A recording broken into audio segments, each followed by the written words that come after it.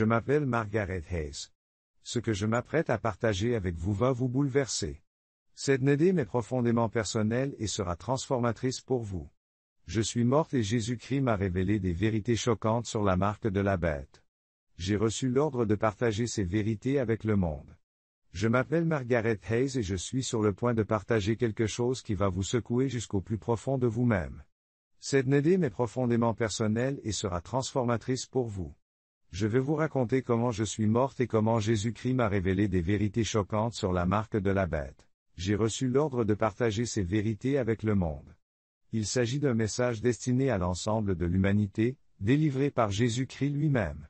Ce que j'ai vu et appris remettra en question tout ce que vous pensiez savoir sur le monde dans lequel nous vivons. Pour en comprendre l'importance, vous devez savoir comment j'en suis arrivé là. Je n'ai jamais été le genre de personne à réfléchir profondément à la vie après la mort.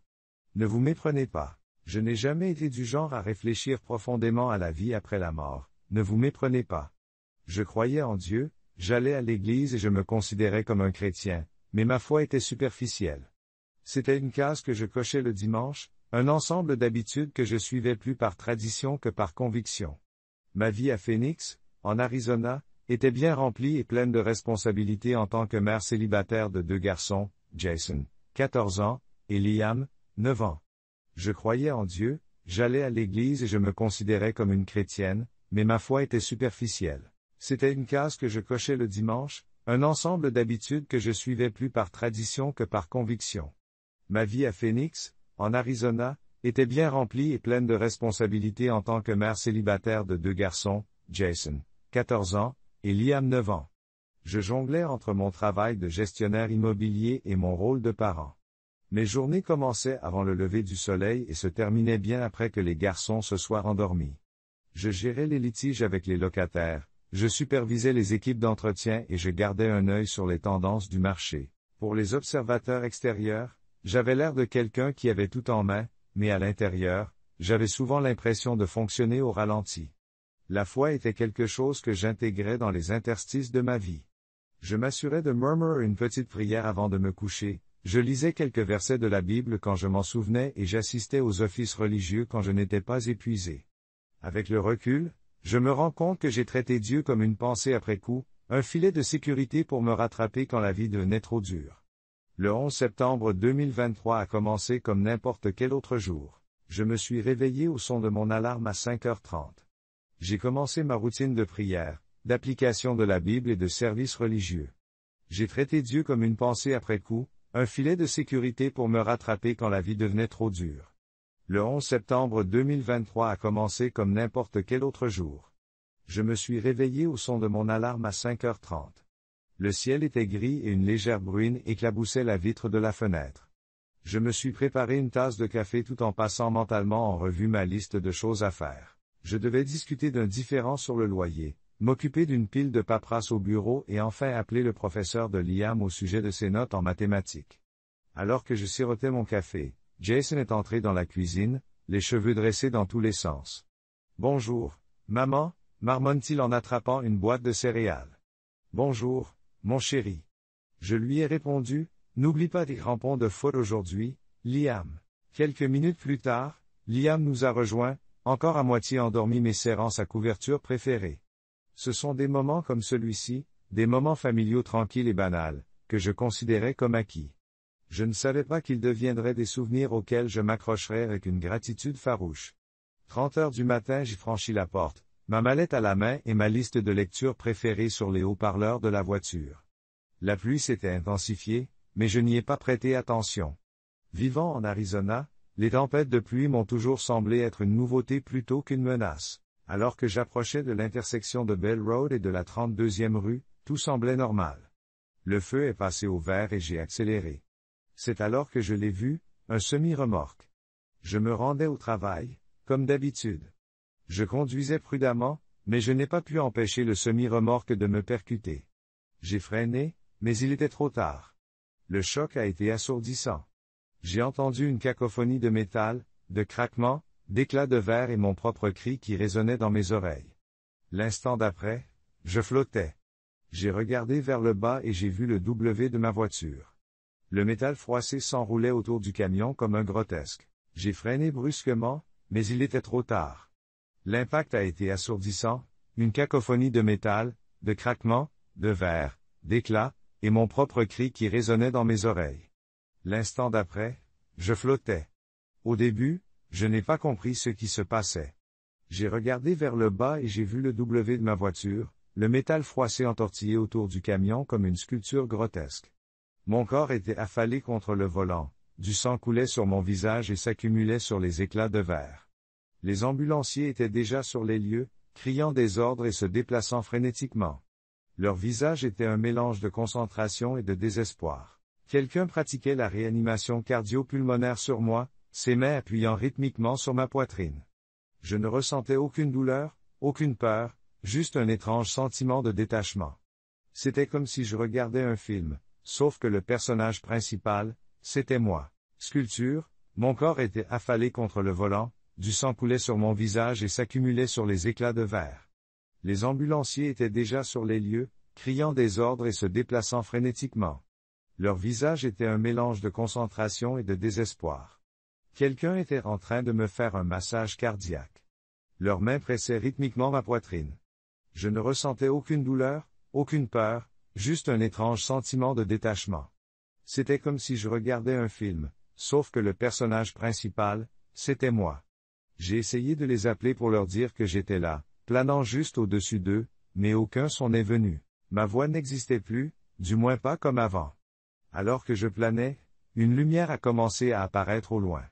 Elle ne ressemblait à aucune lumière que j'avais vue auparavant. Elle scintillait, vivante et pulsante, rayonnant de chaleur et d'amour. Elle semblait devenir plus brillante à chaque seconde qui passait, comme si elle me tendait la main, m'appelait. J'ai essayé de l'appeler, mais aucun son n'est parvenu. Ma voix n'existait plus.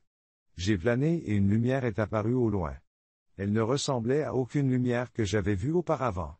Elle était vivante et pulsait, dégageant de la chaleur et de l'amour. Elle devenait plus brillante à chaque seconde qui passait, comme si elle me tendait la main, m'appelant à me rapprocher. Plus je me sentais attiré, plus j'avais envie de me fondre dans son éclat. C'est alors que je l'ai entendu, une symphonie de voix, chacune distincte et pourtant parfaitement harmonieuse. La musique était au-delà de tout ce que je pourrais décrire. Ce n'était pas seulement un son, c'était vivant. Une mélodie qui résonnait au plus profond de mon âme. J'avais l'impression que l'univers lui-même chantait, déversant une pure adoration. C'était un langage d'adoration qui transcendait. J'ai ressenti une attraction irrésistible, comme si chaque fibre de mon être aspirait à fusionner avec son éclat. Puis je l'ai entendu, une symphonie de voix, chacune distincte et pourtant parfaitement harmonieuse. La musique était au-delà de tout ce que je pourrais décrire. Ce n'était pas seulement un son, c'était vivant. Une mélodie qui résonnait au plus profond de mon âme. J'avais l'impression que l'univers lui-même chantait, déversant une pure adoration. C'était un langage d'adoration qui transcendait. Alors que je m'approchais de la lumière, j'ai pris conscience d'une présence, d'une silhouette qui se tenait en son centre. C'était Jésus. Il ne ressemblait pas aux images que j'avais vues à l'église ou aux illustrations des Bibles pour enfants. Il avait une majesté divine, mais il dégageait une humilité profondément réconfortante. Sa robe brillait de nuances d'or et de blanc, comme si elle avait été tissée à partir de. Sa voix était forte et claire, et elle me remplissait d'amour, de paix et d'un sentiment d'appartenance. J'ai vu une présence, une silhouette qui se tenait au centre. C'était Jésus. Il ne ressemblait pas aux images que j'avais vues à l'église ou aux illustrations des Bibles pour enfants. Il respirait la majesté, mais il était aussi humble. Sa robe brillait de fils blanc et d'or, comme si elle avait été tissée à partir de la lumière. Chaque mouvement du tissu semblait porter une lueur, et son visage était à la fois familier et d'un autre monde. Mais ses yeux, oh, ses yeux! Ils contenaient l'univers entier. Ils étincelaient d'un amour si profond qu'ils transperçaient tous les doutes, toutes les peurs, toutes les ombres que j'avais jamais portées. J'ai vu des galaxies tourbillonner, des étoiles naître, et une bonté éternelle que les mots ne pourraient jamais saisir complètement. Margaret, a-t-il dit. Sa voix a résonné dans tout mon être. Ce n'était pas seulement un son, c'était une vibration, une énergie vivante qui me remplissait d'amour, de paix et d'un sentiment d'appartenance que je n'avais jamais connu auparavant. Il y a des choses qu'il faut voir et des vérités qu'il faut dire. Au fur et à mesure qu'il parlait, la compréhension affluait en moi. Toutes les questions que je me posais sur la vie, la mort et Dieu sont soudain devenues claires. Les réponses se sont déployées comme les pétales d'une fleur. Il m'a tendu la main et lorsque je l'ai prise, le monde a changé. La lumière a disparu, remplacée par une ville animée. Elle était pleine d'activité. L'air était rempli du bourdonnement de la technologie avancée. Les gens passaient rapidement devant nous, leurs visages illuminés par la lueur des appareils portables et des écrans holographiques qui flottaient sans effort dans l'air. C'est le futur proche, a expliqué Jésus. Regardez bien. À première vue, Jésus explique que le monde est devenu une utopie de l'innovation. Les gratte-ciel brillent de panneaux qui absorbent la lumière du soleil, les véhicules se déplacent sans bruit et les gens n'utilisent plus d'argent liquide ni de carte de crédit. Ils effectuaient leurs transactions d'un simple geste de la main. De petits implants élégants placés sous leur peau leur permettaient de payer leurs courses, de déverrouiller des portes et d'accéder à leur dossier médical en un instant. C'était d'une efficacité stupéfiante. Le monde était une utopie de l'innovation. Les gratte-ciel brillaient grâce à des panneaux qui absorbaient la lumière du soleil, et les véhicules se déplaçaient sans bruit, planant à quelques centimètres du sol. Les gens n'utilisaient plus d'argent liquide ni de carte de crédit, mais effectuaient leurs transactions d'un simple geste de la main. De petits implants élégants placés sous leur peau leur permettaient de payer leurs courses, de déverrouiller des portes et d'accéder à leur dossier médical en un instant. C'était d'une efficacité étonnante. En y regardant de plus près, Jésus a révélé ce qui se cachait sous la surface. Les implants étaient plus que de simples outils. Il s'agissait de traceurs, qui enregistraient chaque mouvement, chaque choix, chaque pensée. Les gens se déplaçaient comme s'ils étaient libres, mais beaucoup étaient liés par des chaînes invisibles, des systèmes de contrôle qui les privaient d'une véritable autonomie. C'est ce qui arrive, a dit Jésus, lorsque la commodité remplace la sagesse et que l'humanité s'abandonne au pouvoir. Jésus a révélé la vérité. Les implants étaient plus que des outils, ils étaient des traceurs qui enregistraient chaque mouvement, chaque choix, chaque pensée. Les gens se déplaçaient comme s'ils étaient libres, mais beaucoup étaient liés par des chaînes invisibles, des systèmes de contrôle qui les privaient d'une véritable autonomie. C'est ce qui arrive lorsque la commodité remplace la sagesse et que l'humanité s'abandonne au pouvoir. Au début, les appareils lumineux semblaient inoffensifs. Les innovations étaient censées améliorer la vie. Les gens se déplaçaient avec aisance, scannant leurs mains pour payer des marchandises, entrer dans des zones sécurisées ou accéder à des services personnalisés. C'était un monde de progrès, qui promettait de simplifier et de rationaliser tous les aspects de la vie quotidienne. Mais Jésus a fait un geste et ma perspective a changé. Soudain, j'ai vu les courants spirituels sous-jacents s'entremêler. Au début, les appareils lumineux semblaient inoffensifs. Il s'agissait d'innovations destinées à améliorer la vie. Les gens se déplaçaient avec aisance, scannant leurs mains pour payer des marchandises, entrer dans des zones sécurisées ou accéder à des services personnalisés. C'était un monde de progrès, qui promettait de simplifier et de rationaliser tous les aspects de la vie quotidienne. Mais Jésus a fait un geste et ma perspective a changé. Je pouvais voir les courants spirituels sous-jacents s'entremêler. Avec cette technologie, une énergie sombre pulsait sous la surface du système. Il ne s'agissait pas seulement d'un réseau de commodité, mais d'un réseau de contrôle, conçu de manière complexe pour piéger l'âme. Je me suis rendu compte que les implants n'étaient pas de simples outils. Il s'agissait d'entraves, de chaînes invisibles enroulées autour du cœur et de l'esprit des gens, les liant non pas physiquement mais spirituellement. À chaque transaction, une petite partie de leur libre arbitre s'érodait, remplacée par un lien de plus en plus fort. Margaret, j'ai vu des gens qui souriaient, riaient et vivaient leur vie sans se rendre compte de la dégradation spirituelle qui s'insinuait dans leur âme. Je voulais crier et les avertir, mais Jésus posa doucement une main sur mon épaule. Ils ne peuvent pas encore t'entendre, mais tu auras une voix quand tu reviendras. Tu dois leur dire ce que tu as vu. La scène s'est à nouveau déplacée, et je me suis retrouvé au bord d'un vaste gouffre, de l'autre côté de la ligne de partage des eaux. Je pouvais voir trois. Les implants n'étaient pas seulement des outils. C'étaient des entraves, des chaînes invisibles enroulées autour du cœur et de l'esprit des gens, les liant non pas physiquement mais spirituellement. À chaque transaction, une petite partie de leur libre arbitre s'érodait, remplacée par une dépendance croissante à l'égard du système. Ils ne contrôlaient plus rien, ils avaient abandonné leur autonomie à une force invisible. Tu le vois, Margaret? M'a demandé Jésus. J'ai hoché la tête, des larmes coulant sur mon visage. Ils ne réalisent pas ce qui leur arrive. Ils ont échangé la liberté contre le confort, la vérité contre la commodité. La plus grande arme de l'ennemi est la subtilité, a-t-il dit. Il ne vient pas avec des chaînes, mais avec des offres de facilité et des promesses de sécurité. Margaret, ils sont dépendants du système. Ils n'ont pas le contrôle. Ils ont abandonné leur autonomie à une force invisible. Le vois-tu? Me demande Jésus. J'ai hoché la tête, des larmes coulant sur mon visage. Ils ne réalisent pas ce qui leur arrive. Ils ont échangé la liberté contre le confort, la vérité contre la commodité. La plus grande arme de l'ennemi est la subtilité. Il ne vient pas avec des chaînes, mais avec des offres de facilité et des promesses de sécurité. Alors que nous marchions dans la ville, je voyais des gens qui souriaient, qui riaient, qui vivaient leur vie sans se rendre compte de la décadence spirituelle qui s'insinuait dans leur âme. J'avais envie de crier, de les avertir, mais Jésus a posé une main sur mon épaule. Ils ne peuvent pas t'entendre, Margaret. Ils ne peuvent pas t'entendre, Margaret. Mais tu auras une voix quand tu reviendras. Tu dois leur dire ce que tu as vu. La scène s'est à nouveau déplacée et je me suis retrouvé au bord d'un vaste gouffre, de l'autre côté de la ligne de partage des eaux. Je voyais trois. J'ai vu des gens qui vivaient sans se rendre compte de la décadence spirituelle qui s'insinuait dans leur âme. Jésus m'a dit de leur raconter ce que j'avais vu à mon retour.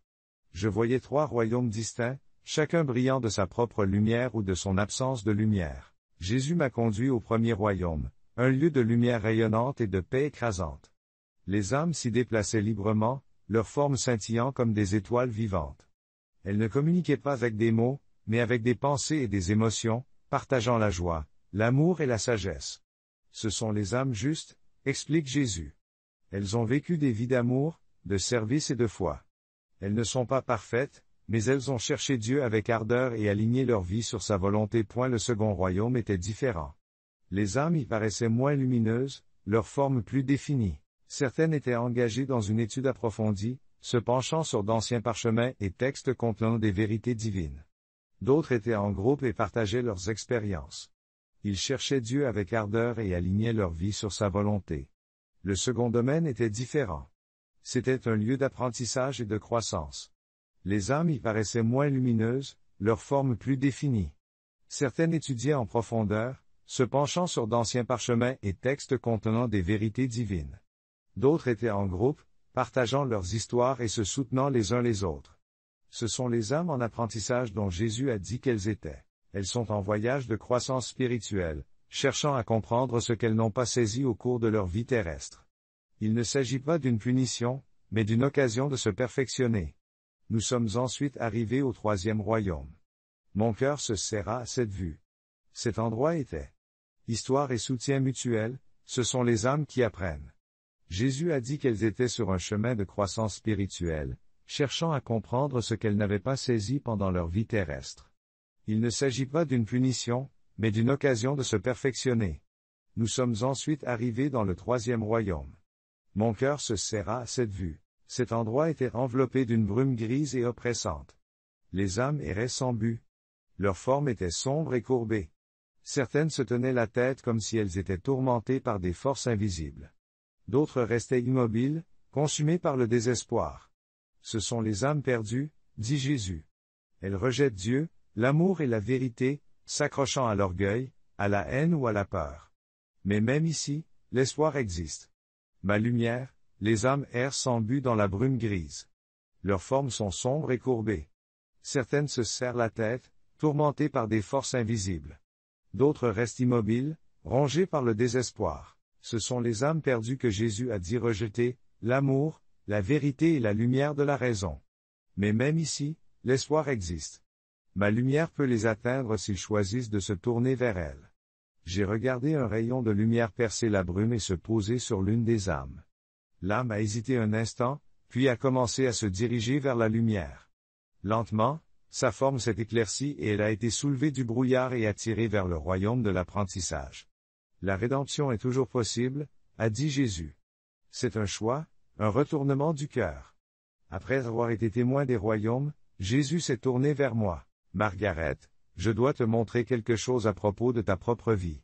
Soudain, des scènes de mon passé se sont déroulées autour de nous. Je me suis vue jeune fille, agenouillée près de mon lit et priant avec ma mère. L'innocence et la pureté de ma foi à l'époque. Margaret, il est temps de regarder la vérité en face, Ta vie n'est pas ce qu'elle devrait être. J'ai vu les scènes de votre passé, et elles ne sont pas bonnes. J'ai vu une jeune fille agenouillée près de son lit, priant avec sa mère. J'ai vu une femme se précipitant dans la vie, accaparée par le travail, distraite par des préoccupations insignifiantes et négligeant le lien plus profond avec Dieu. On vous a beaucoup donné, Margaret. Jésus a parlé de votre amour pour vos enfants, de votre résilience, de votre sens des responsabilités, toutes ces choses. Margaret, votre amour pour vos enfants, votre résistance et votre sens des responsabilités sont des dons.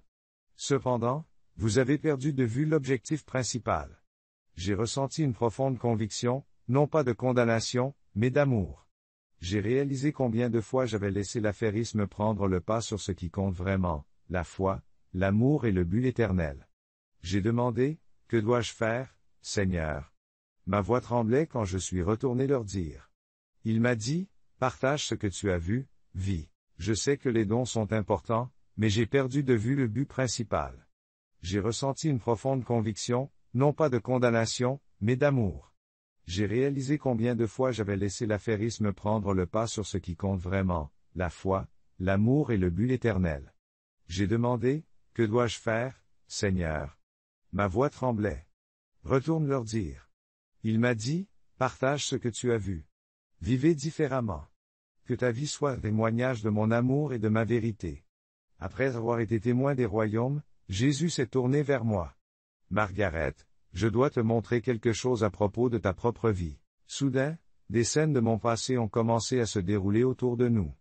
Je me suis vue jeune fille, agenouillée près de mon lit et priant avec ma mère. J'ai vu l'innocence et la pureté de ma Margaret, dit doucement Jésus, ton amour. Après avoir été témoin des royaumes, Jésus s'est tourné vers moi. Margaret, je dois te montrer quelque chose à propos de ta propre vie.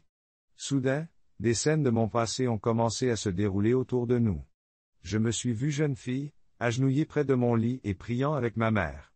L'innocence et la pureté de ma foi à l'époque m'ont fait monter une boule dans la gorge. Je pouvais sentir la chaleur de ces premières années, la simplicité de ma croyance et la proximité que je ressentais avec Dieu. Les scènes ont changé, montrant des moments de ma vie d'adulte. Je me suis vu en train de me précipiter dans la vie.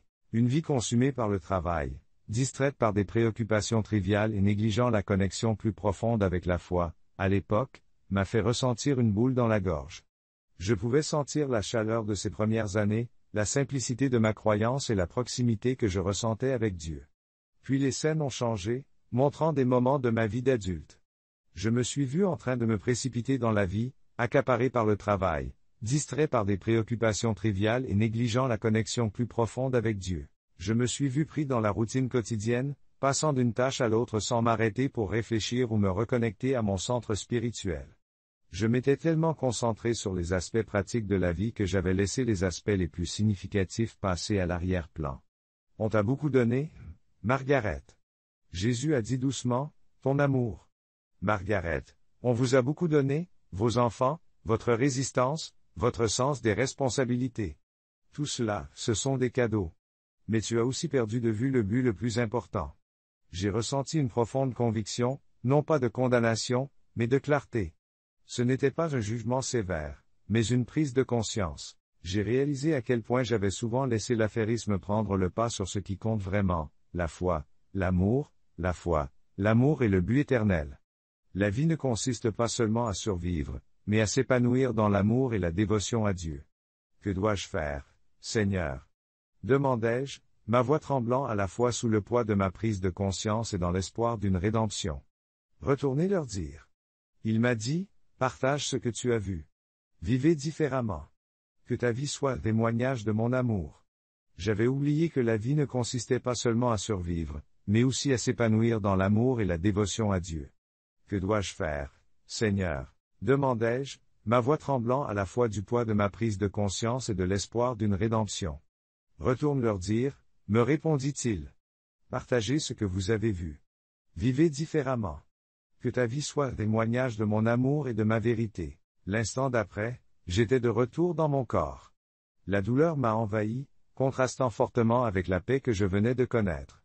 J'entendais les ambulanciers crier tandis qu'ils s'efforçaient de me stabiliser. J'ai ouvert les yeux, clignant des yeux contre les lumières fluorescentes de la chambre d'hôpital. Mon corps était lourd et brisé, mais mon esprit était. J'étais amoureuse et je connaissais la vérité. J'étais de retour dans mon corps. La douleur m'envahit. C'était un contraste frappant avec la paix que je venais de connaître. J'entendais les ambulanciers crier pendant qu'ils s'efforçaient de me stabiliser. J'ai ouvert les yeux et j'ai cligné des yeux contre les lumières fluorescentes de la chambre d'hôpital. Mon corps était lourd, brisé, mais mon esprit était vivant comme il ne l'avait jamais été auparavant. Se remettre de l'accident a été un long processus. J'ai dû réapprendre à marcher, surmonter le traumatisme de l'accident et faire face aux questions des sceptiques qui considéraient mon expérience comme une hallucination. Mais rien de tout cela ne comptait par rapport à la mission que Jésus m'avait confiée. J'étais vivant comme je ne l'avais jamais été auparavant. Se remettre de l'accident a été un long processus, mais je m'en suis sorti. Physiquement, j'ai réappris à marcher. Sur le plan émotionnel, j'ai surmonté le traumatisme de l'accident. Sur le plan spirituel, j'ai dû faire face aux questions des sceptiques qui considéraient mon expérience comme une hallucination. Mais tout cela n'avait pas d'importance par rapport à la mission que Jésus m'avait confiée. J'ai commencé à partager mon témoignage avec ma famille, puis avec mon Église, et enfin avec tous ceux qui voulaient bien m'écouter. Certaines personnes étaient émues aux larmes. D'autres se moquaient. Mais je parlais quand même, confiante que les graines que je plantais pousseraient en temps voulu par Dieu.